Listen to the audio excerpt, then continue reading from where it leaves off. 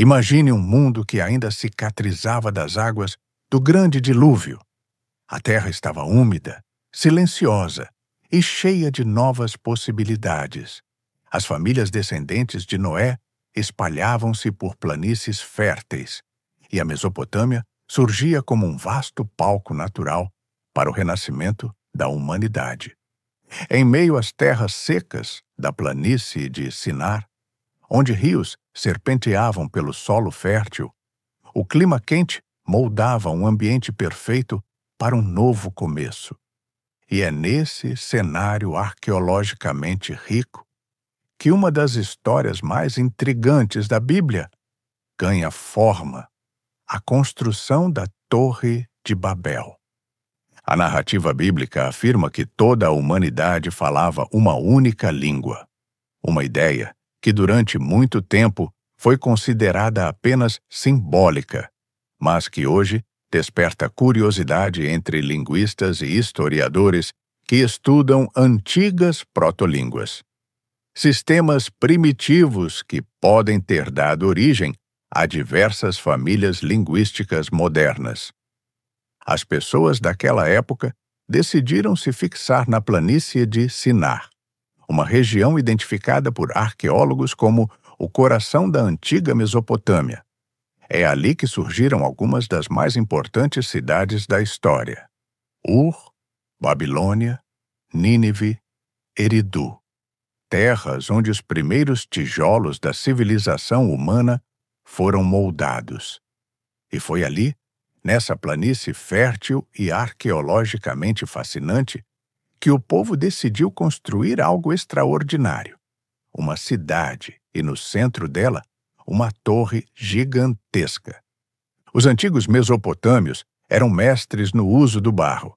Eles moldavam tijolos com argila, palha e água, secando-os ao sol ou cozendo-os em fornos. Escavações revelam que essa técnica era tão eficiente que permitia levantar estruturas enormes, capazes de suportar peso e altura. O texto bíblico chama a atenção para isso: façamos tijolos e queimemo-los bem. Isso sugere que o relato não é apenas mítico, mas compatível com a tecnologia da época. Alguns exploradores e arqueólogos acreditam ter encontrado a base da torre original no que resta do zigurate de Babilônia, uma construção escalonada típica da Mesopotâmia. Essas estruturas eram templos monumentais, erguidos para conectar o mundo dos homens ao mundo dos deuses. O mais impressionante deles, conhecido como Etemenanque, significa a casa do fundamento do céu e da terra. Inscrições cuneiformes encontradas na região descrevem um templo gigantesco que teria sido destruído e reconstruído diversas vezes ao longo da história. Inclusive, existe uma tábua de argila, datada de cerca de 2.500 anos, que mostra um desenho detalhado de um zigurate muito semelhante ao que seria a Torre de Babel. E não para por aí. Em 1913, arqueólogos encontraram relatos escritos por Nabucodonosor II afirmando que ele reconstruiu um enorme zigurate em honra ao deus Marduk. Esses escritos descrevem uma torre tão alta que parecia tocar os céus, linguagem muito parecida com a usada no livro de Gênesis. E então surge outra pergunta fascinante: será que a torre bíblica foi totalmente destruída? Ou será que ela simplesmente se desgastou com o tempo, como tantas outras estruturas antigas? Muitos estudiosos acreditam que esse zigurate pode ter sido a inspiração histórica para a Torre de Babel.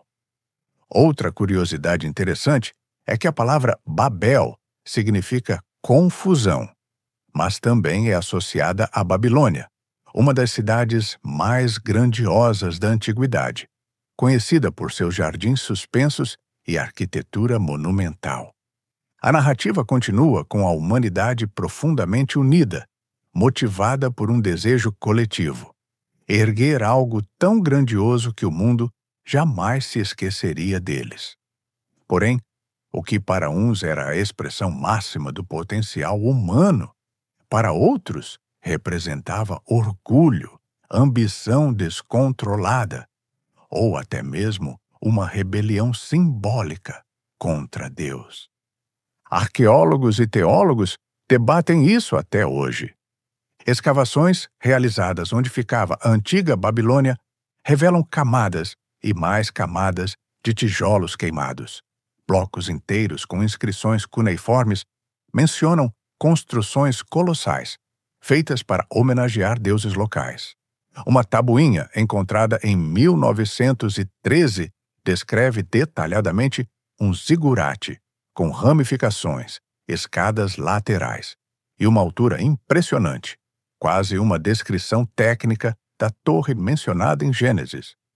Mas há ainda teorias mais surpreendentes. Alguns estudiosos acreditam que a torre poderia ter servido como observatório astronômico. As civilizações mesopotâmicas eram extremamente avançadas no estudo do céu. Elas catalogaram estrelas, identificaram constelações e desenvolveram calendários complexos. Uma torre elevada facilitaria essas observações. Talvez o objetivo fosse se aproximar do céu, não fisicamente, mas intelectualmente. Outros acreditam que a torre representava poder político. Uma estrutura tão grande serviria como símbolo de unidade e domínio sobre diversas tribos. Seria a marca de uma civilização centralizada, organizada e orgulhosa. E então ocorre a intervenção divina. A Bíblia descreve que Deus desceu para ver a cidade e a torre que os homens estavam construindo. Ao observar a obra, tomou a decisão de confundir suas línguas. De um momento para outro, pessoas que antes trabalhavam em perfeita harmonia já não conseguiam se entender. É interessante notar que, arqueologicamente, a Mesopotâmia realmente era um mosaico de povos.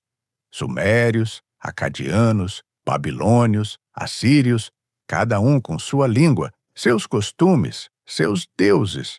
A Torre de Babel, nesse sentido, pode ser vista como um relato simbólico que tenta explicar a diversidade cultural da região. Mas o que realmente aconteceu na torre?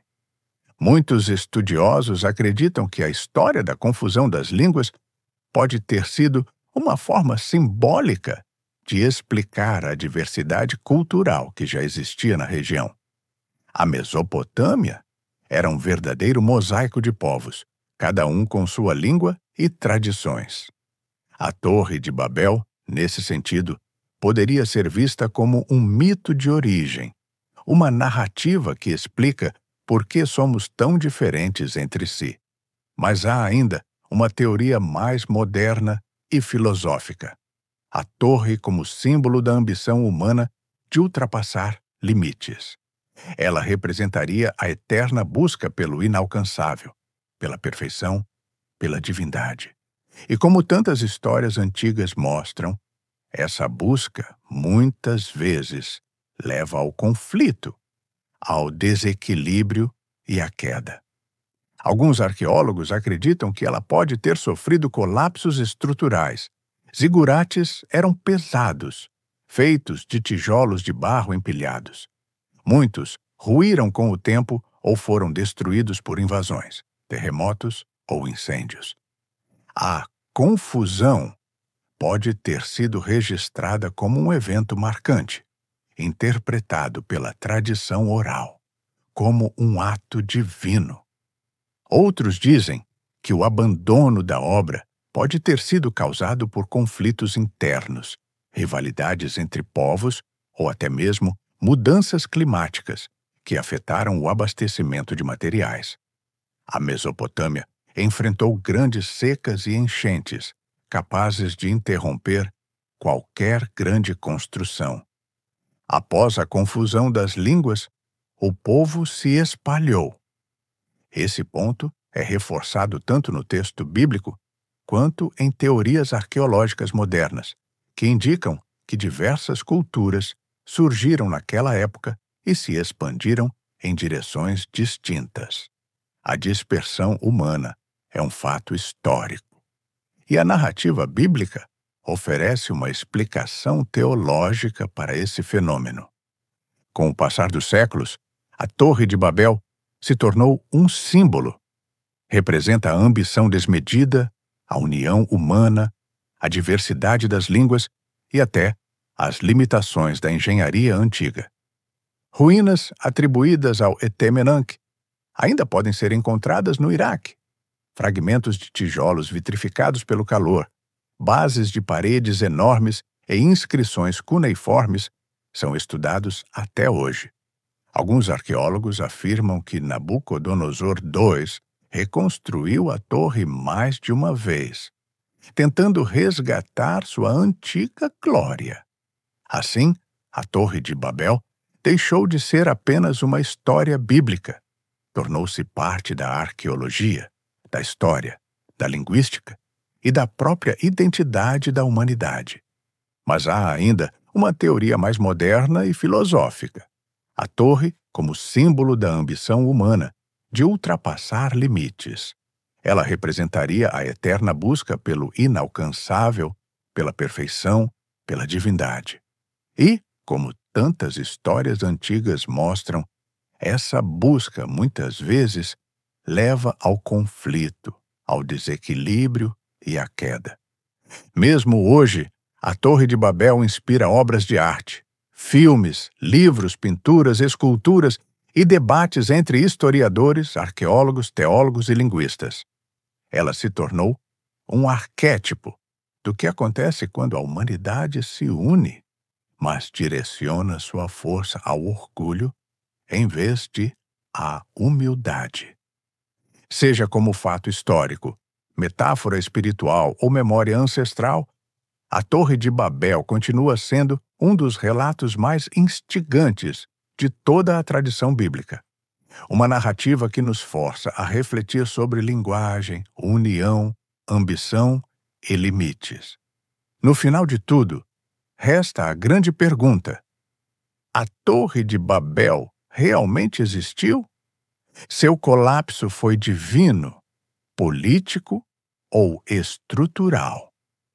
Sua altura foi literal ou simbólica? E se a humanidade tivesse continuado unida, falando uma só língua, onde estaríamos agora? O mistério permanece. A arqueologia procura pistas, a Bíblia oferece uma narrativa. E a Torre de Babel continua sendo um dos símbolos mais poderosos da história humana. Caso tenha gostado do vídeo, deixe o like e ative o sininho para acompanhar mais histórias e curiosidades bíblicas e arqueológicas.